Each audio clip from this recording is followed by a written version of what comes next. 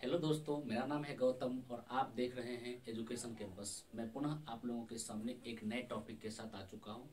आज का जो टॉपिक है उसका नाम है प्रेजेंट टेंस। जी हाँ दोस्तों, प्रेजेंट टेंस को हिंदी में वर्तमान काल कहते हैं। देखते हैं इसके डिफिनीशन को। The tense that is use to describe a current event or state being, मतलब ऐसा टेंस जो जिसका प्रयोग इस चीज को डिस्क्राइब करने के लिए, इस चीज को वर्णन करने के लिए किया जाता है। किस चीज को? तो किसी करेंट इवेंट को, किसी करेंट जो ऐसा इवेंट जो अभी करेंटली हैपन हो रहा है, या किसी स्टेट बीइंग को, या किसी ऐसी अवस्था को जो अभी हैपन हो रही है।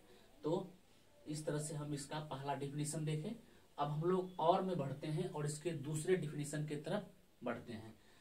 The tense that shows present tense, मतलब ऐसा काल जो प्रेजेंट टाइम को इंडिकेट करता हो, जो प्रेजेंट टाइम को बताता हो, तो वही होता है प्रेजेंट टेंस, मतलब वर्तमान काल। अब इसके कुछ एग्जांपल्स हैं। पहला एग्जांपल है आई राइट, मैं लिखता या लिखती हूँ। सी गोज टू स्कूल, वह स्कूल जाती है। वी आर टीचिंग, हम पढ़ा रहे हैं, एटसेट्रा। ये सारे एग्जाम्पल थे प्रेजेंट टेंस के।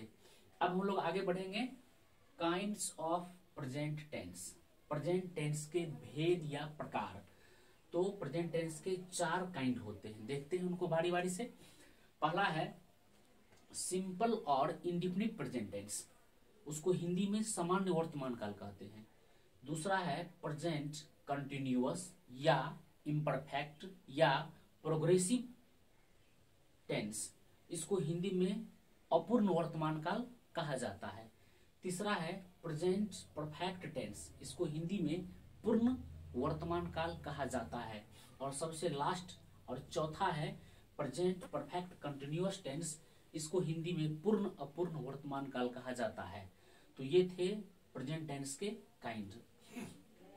अब हम लोग प्रेजेंट टेंस का जो पहला काइंड है सिंपल प्रेजेंट टेंस और इंडिफिनिट प्रेजेंट टेंस, उसको एक्सप्लेन करेंगे, उसके बारे में डेप्थ में जाएंगे। तो पहला, सबसे पहले इसका डिफिनेशन है the present tense that is used to talk about conditions और एक्शंस हैपनिंग राइट नाउ और habitual actions and universal truth, मतलब the present tense that is used to, ऐसा वर्तमान काल जिसका प्रयोग किया जाता है टू टॉक अबाउट, किसी चीज के बारे में बोलने में। तो क्या है? तो वह कंडीशन है, मतलब किसी चीज का जो वर्तमान हालात है उसके बारे में, या किसी एक्शन कार्यवाही के बारे में जो कि अभी तुरंत हैपन हो रहा है, घटित हो रहा है।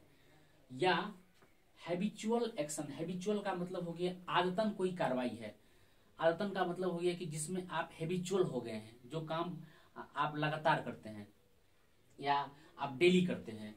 और सबसे लास्ट है यूनिवर्सल ट्रूथ, मतलब ऐसा स्टेटमेंट, ऐसा सेंटेंस जिसमें यूनिवर्सल ट्रूथ हो, सार्वभौमिक सत्य की बात कही गई हो, ऐसा सत्य जो हर जगह सत्य हो। ये नहीं कि किसी खास जगह पर सत्य है और किसी जगह पर असत्य है, ऐसी बात नहीं है। यूनिवर्सल ट्रूथ का मतलब होता है सार्वभौमिक सत्य। तो हम लोग अब इसके एग्जाम्पल से और क्लियर हो लेते हैं। आई गो, मैं जाता या जाती हूं। ही लिव्स ऑन फूड, वह भोजन पर जिंदा है। The sun rises in the east, सूरज पूरब में उगता है। Labour never goes in vain, परिश्रम कभी व्यर्थ नहीं जाता है। तो ये सारे एग्जाम्पल हैं आपके सिंपल और इंडिफिनिट प्रेजेंट टेंस के। अब हम लोग किसी हिंदी के सेंटेंस को, किसी हिंदी के स्टेटमेंट को कैसे रिकॉग्नाइज करेंगे कि यह अकॉर्डिंग टू टेंस किस सेंटेंस से बिलोंग करता है। तो सबसे पहले हम लोग यहाँ बात कर रहे हैं सिंपल प्रेजेंट टेंस की। तो सिंपल प्रेजेंट टेंस को पहचानना काफी आसान है। हम लोग इस तरह से पहचानेंगे, जिस हिंदी वाक्य के मुख्य क्रिया के अंत में क्या क्या हो, ता है, ती है, ता हूं, ती हूं, ते हो, ते हैं, ती हो, ते हैं इत्यादि रहता है। तो हम लोग समझेंगे वह जो हिंदी का स्टेटमेंट है, वह जो हिंदी का सेंटेंस है, वह सिंपल प्रेजेंट टेंस का सेंटेंस है। यहाँ हमने शॉर्ट में कुछ लिखा है, ता ऑब्लिक ते ऑब्लिक ती प्लस हैं, हूं, हो, हैं। ये इसकी पहचान है। लास्ट में, हिंदी स्टेटमेंट के लास्ट में ये रहता है। तो हम लोग आसानी से रिकॉग्नाइज कर लेंगे कि यह जो है सो हिंदी का सिंपल प्रेजेंट टेंस का स्टेटमेंट है। अब हम लोग स्ट्रक्चर की तरफ बढ़ते हैं। स्ट्रक्चर का मतलब होता है संरचना। अब हम जो सेंटेंस का फॉर्मेशन करेंगे वैसे सेंटेंस का फॉर्मेशन करेंगे जो सिंपल या इंडेफिनिट प्रेजेंट टेंस से बिलोंग करता है। तो उसके फॉर्मेशन को हम लोग अलग अलग सेंटेंस में उसका क्या फॉर्मेट है, अब हम लोग उस पर डिस्कशन करते हैं। पहला है अफर्मेटिव सेंटेंस। अफर्मेटिव सेंटेंस को हिंदी में कहते हैं स्वीकारात्मक वाक्य, मतलब ऐसी बातें जो एक्सेप्टेबल हो। तो इसका जो स्ट्रक्चर है वह है subject plus V1/V5 plus object complement plus extra. तो ये इसका मेन स्ट्रक्चर हो गया। अब हम इस मेन स्ट्रक्चर को दो पार्ट में डिवाइड कर लेते हैं। तो पहला पार्ट है I/we/you/they/the boys। ये सारे जो एग्जाम्पल हम देख रहे हैं ये सारे प्लुरल एग्जाम्पल हैं, सॉरी ये प्लुरल सब्जेक्ट हैं। तो जिसमें कि आई जो होता है, आई एक्चुअल में है सिंगुलर सब्जेक्ट, लेकिन जब हम इसको सेंटेंस में यूज करते हैं तो इसका यूज सिंगुलर की तरह ना होकर प्लुरल की तरह होता है। तो यहाँ इस केस में हम आई को भी इसी श्रेणी में रखेंगे। और द बॉयज कहने का मतलब है कोई प्लुरल नाउन, मतलब कोई सिंगुलर नाउन नहीं, कोई प्लुरल नाउन। द बॉयज की जगह द गर्ल्स भी हो सकता है, द स्कूल्स भी हो सकता है, द बिल्डिंग्स भी हो सकता है, एटसेट्रा प्लुरल नाउन आ सकता है। अगर ये सारे सब्जेक्ट रहेंगे तो हम लोग यहाँ V1 का यूज करेंगे। V1 का मतलब हो गया वर्ब का पहला फॉर्म, जैसे गो, गो हो गया वर्ब का पहला फॉर्म। जैसे इट, अगर इस तरह से हम लोग वर्ब फॉर्म के बारे में थोड़ी चर्चा कर लेते हैं तो जैसे अभी हम गो बोले हैं तो गो, वेंट, गॉन, गोइंग, गोज, ये सारे 5 फॉर्म्स हो गए गो के। इसी तरह से अगर हम इट की बात करेंगे तो eat, ate, eaten, eating, eats. तो इसी तरह से जितने सारे मेन वर्ब होते हैं, मेन वर्ब के ये 5 फॉर्म्स होते हैं। तो इसमें जो सिंपल प्रेजेंट टेंस है इसमें वर्ब का पहला फॉर्म और वर्ब के 5वां फॉर्म का यूज होता है। तो हमने यहाँ पहला फॉर्म का यूज कर लिया है। अब जो वर्ब का दूसरा जो यहाँ हम देख रहे हैं यूज, V5 का यूज देख रहे हैं, तो V5 का यूज किसके साथ होगा तो देखते हैं he/she/it/राम। राम मतलब कोई नाम, कोई सिंगल नाम, कोई एक नाम, वह सिंगुलर सब्जेक्ट में ही आता है। उसके बाद V5, उसके बाद ऑब्जेक्ट/कॉम्प्लीमेंट और प्लस में एक्स्ट्रा। तो ये स्ट्रक्चर थे अफर्मेटिव सेंटेंस के। अफर्मेटिव का मतलब स्वीकारात्मक वाक्य। अगर इस पर हम कोई एग्जाम्पल हम बनाते हैं, जैसे आई गो टू पटना, मैं पटना जाता हूँ। वी ईट अ मैंगो, हम एक आम खाते हैं। ही गोज टू स्कूल, वह स्कूल जाता है। तो इस तरह से इस स्ट्रक्चर के बेस पे, इसके सहायता से हम विभिन्न प्रकार के सेंटेंस को बना सकते हैं अफर्मेटिव सेंटेंस के। अब हम लोग बढ़ते हैं दूसरे सेंटेंस की तरफ, उसका नाम है निगेटिव सेंटेंस। निगेटिव सेंटेंस को हिंदी में नकारात्मक वाक्य कहते हैं। इसमें no, not, none, never etcetera words का यूज होता है। तो इन सारे वर्ड का अगर यूज होता है तो हम लोग आसानी से समझ जाएंगे कि यह निगेटिव सेंटेंस है। देखते हैं इसके स्ट्रक्चर को। Subject plus do does plus not plus V1 plus object complement plus extra, ये इसका मेन स्ट्रक्चर हो गया। अब हम इस मेन स्ट्रक्चर को दो पार्ट में डिवाइड करते हैं, एक सिंगुलर सब्जेक्ट के बेस पे और दूसरा प्लुरल सब्जेक्ट के बेस पे। पहला है I/we/you/they/the boys। और इसमें हम लोग अगर ये सारे वर्ड अगर सब्जेक्ट के रूप में आते हैं तो हम लोग यहाँ डू का यूज करेंगे और उसके बाद नॉट का यूज करेंगे, उसके बाद V1, उसके बाद ऑब्जेक्ट/कॉम्प्लीमेंट और उसके बाद एक्स्ट्रा का यूज करेंगे। ये सारे जो अभी हमने जो जिस सब्जेक्ट का नाम लिया ये सारे सिंगुलर सब्जेक्ट है, इंक्लूडिंग आई भी। हमने आई के बारे में चर्चा कर ली है पहले ही। ये एक्चुअल में सिंगुलर है लेकिन इसका यूज एज अ प्लुरल ही होता है मैक्सिमम केसेस में। तो ये हो गया। तो इसमें डू का यूज होगा। अगर सब्जेक्ट ही, सी, इट या कोई नाम हो तो डू की जगह डज का यूज होगा, बाकी not plus V1 plus object complement plus extra. तो इस पर हम कुछ सेंटेंस को बनाते हैं, जैसे I do not go to Patna, मैं पटना नहीं जाता हूँ। She does not tell a lie, वह झूठ नहीं बोलती है।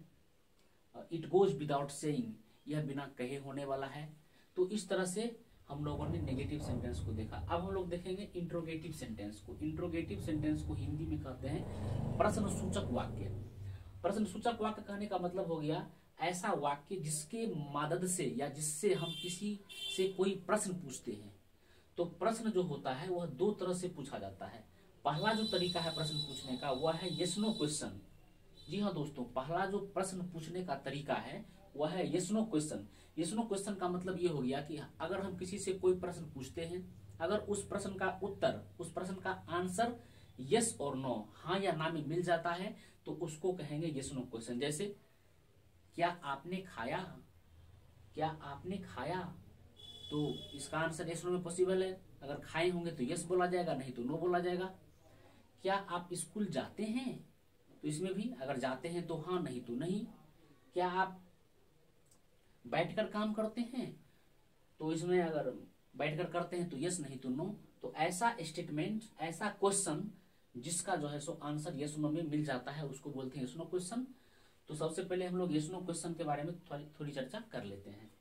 इसका स्ट्रक्चर है do oblique does plus subject, और यहाँ हमने नोट लगा दिया है, नोट को छोटी पोस्ट में घेर दिया है। अगर नोट है तो यहाँ यूज करेंगे, अगर नोट नहीं है तो नहीं करेंगे। अगर नोट का यूज हो जाता है निगेटिव सेंटेंस में तो उसको बोलते हैं इंट्रोगेटिव निगेटिव स्टेटमेंट। अगर नोट का यूज नहीं होता है तो उसको सिर्फ बोलते हैं इंट्रोगेटिव सेंटेंस।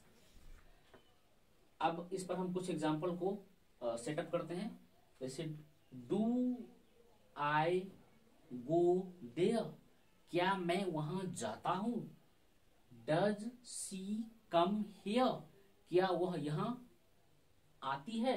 तो ये सारे एग्जाम्पल हो गए इंट्रोगेटिव सेंटेंस के यस नो क्वेश्चन के, जिसका आंसर यस और नो में पॉसिबल है।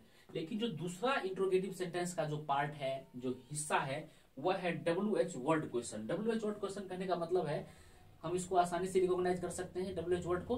WH वर्ड जो होता है उसमें W और H लगा रहता है। जैसे इसको फाइंड अप करते हैं, जैसे वॉट में क्या लगा है WH, वाई में भी लगा है WH, वेर में भी लगा है WH, वेन में भी लगा है WH, हाउ में पहले H है उसके बाद W है, लेकिन दोनों है। वेन एवर में WH लगा है, हु में WH लगा है, हुम में WH लगा है, हुज में WH लगा है। तो WH वर्ड को पहचानना काफी आसान है, क्योंकि इस वर्ड में WH लगा रहता है। अब इसके जो स्ट्रक्चर है उस पर हम लोग चर्चा करते हैं। WH words plus do oblique does plus subject plus not plus V1 plus object oblique complement plus extra, और लास्ट में हमने एक बात भूल गया चर्चा करना, इंट्रोगेटिव सेंटेंस के लास्ट में question mark, sign of interrogation उसी को कहते हैं, या नोट ऑफ इंट्रोगेशन, इसका यूज होता है इंट्रोगेटिव सेंटेंस के इंड में, अर्थात लास्ट में। तो ये WH वर्ड का स्ट्रक्चर है। अब हम इस पर कुछ सेंटेंस को पुटअप करते हैं। जैसे what does she go, sorry ये स्टेटमेंट इनकम्प्लीट हो गया। वेयर डज सी गो, वह कहां जाती है। व्हेन डू आई कम, मैं कब आता हूं। तो इन स्ट्रक्चर की मदद से हम लोग ढेरों एग्जाम्पल्स क्रिएट कर सकते हैं। तो आज मैंने आप लोगों को प्रेजेंट टेंस के डिफिनीशन, उसके एग्जाम्पल, प्रेजेंट टेंस के टाइप इत्यादि चीजों के बारे में यहाँ हमने डिस्कशन किया, और सिंपल प्रेजेंट टेंस को एक अलग तरह से हमने यहाँ पूरी तरह से क्लैरिफाई किया है। आशा करता हूँ कि यह वीडियो आपको काफी अच्छा लगा होगा। तो आज बस इतना ही। Thank you.